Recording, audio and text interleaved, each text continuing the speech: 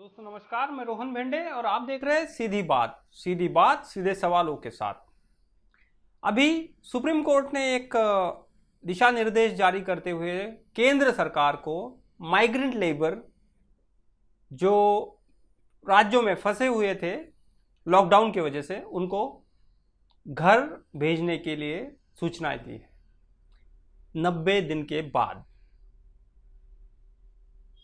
जबकि इस चीजों के लिए पूरे देश से जो भी बुद्धिजीवी है, जो भी मानवाधिकार के कार्यकर्ता है, वो लॉकडाउन के पहले हफ्ते में ही गुहार लगा रहे थे कि हर मजदूर को घर जाने दिया जाए और उनको घर पहुंचाया जाए। अब ये खबर आई और इसी के साथ दूसरा एक गाइडलाइन केंद्र सरकार ने जारी की कि अब लॉकडाउन तो रहेगा, लेकिन 8 तारीख से पूरा का पूरा जो बाकी व्यवहार है, जो ऑपरेशनल चीजें हैं, उसको केंद्र सरकार ने ओपन कर दिया। इन दो घटनाओं में कुछ सवाल उठते हैं, उन सवालों पे हम आज बात करेंगे। पहले तो सुप्रीम कोर्ट, अभी शायद ही कोई मजदूर जिसे घर जाना है, जिसकी चाह है कि लॉकडाउन की वजह से घर जाना है, शायद ही कोई मजदूर बचा होगा। जब समय था, उस समय जब मजदूरों पे गाज गिरी, जिस समय मजदूर प्रॉब्लम में आए, जिस समय उनको असहाय महसूस हुआ, उस समय वो निकल के चले। वो पैदल गए, टेम्पो में भर के, जो चीजें मिली उसमें वो भर के लद के गए।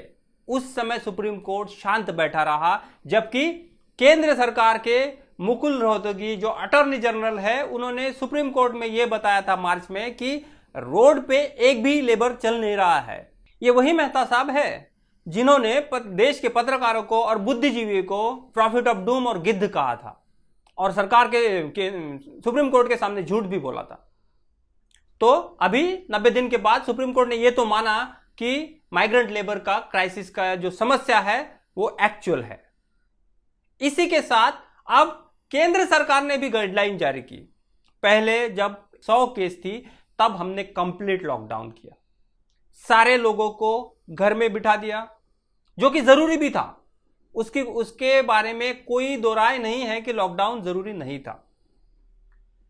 केंद्र सरकार ने लॉकडाउन किया 1 हफ्ता, 2 हफ्ता, 3 हफ्ता, 1 महीना, 2 महीना, तीसरा महीना, लेकिन अब इकोनॉमी ने जवाब देना शुरू कर दिया।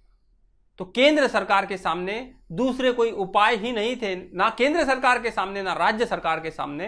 तो इन्होंने अब सारी चीजें खोल दी है, मानो कोरोना वायरस का लोगों की जिंदगी पर कोई असर ही नहीं होगा, इस हिसाब से सारी चीजें खोल दी है।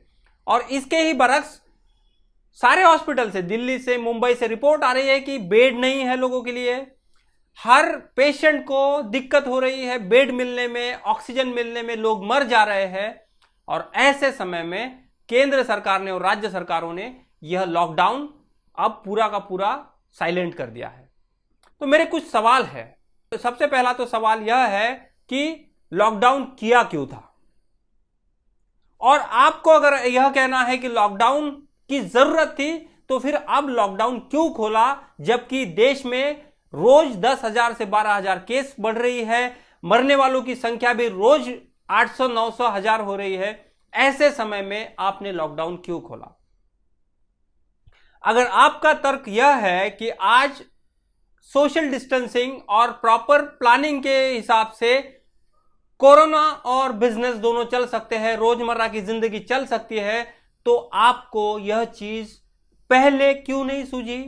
क्या राज्य सरकार या केंद्र सरकार यह गलती मानेगी कि हमने कंप्लीट लॉकडाउन करने की जो गाइडलाइन दी थी वो गलत थी?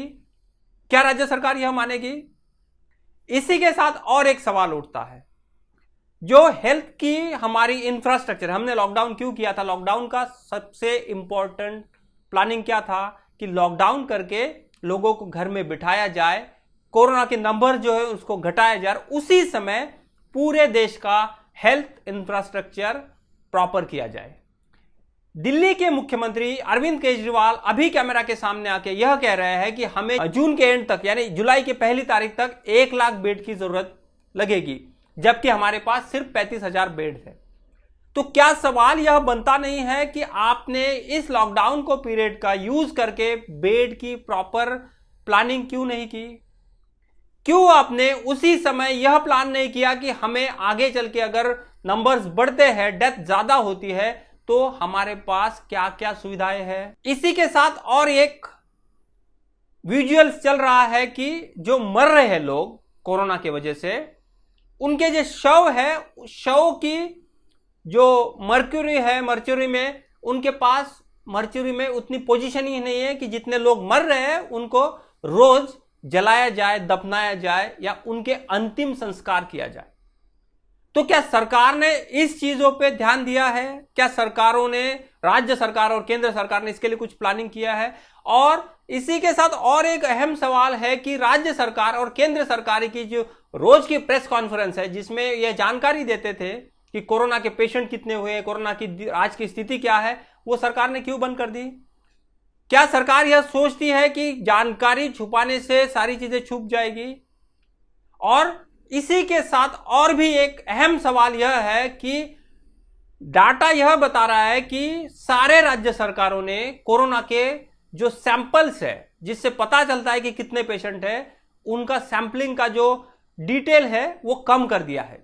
यानी मई में वो टेस्टिंग जो कर रहे थे वो 1000 सैंपल कर रहे, तो अभी जून में आके वो सिर्फ 500 सैंपल कर रहे हैं। इसका मतलब क्या हुआ कि राज्य सरकार नंबर्स कम दिखाने के लिए सैंपलिंग कम ले रही। इसका मतलब यह नहीं है कि कोरोना के पेशेंट कम हो जाएंगे, इसका एक सीरियस मतलब यह है कि जितने पेशेंट हमें पता नहीं चलेंगे, उनके इन्फेक्शन की वजह से और ज्यादा नंबर्स बढ़ने का खतरा बढ़ जाता है। तो यह सवाल उनसे पूछना चाहिए कि इन्होंने क्यों टेस्टिंग कम किया और क्या धारणा है या फिर क्या उनको गाइडलाइंस है कि जिस गाइडलाइन के तहत ये टेस्टिंग के जो नंबर्स हैं इसको कम करने की प्लानिंग गवर्नमेंट कर रही है। तो आज के लिए इतना ही, कल और मिलते हैं इसी शो में, तब तक के लिए नमस्कार। Subscribe now and press the bell icon. Never miss an update.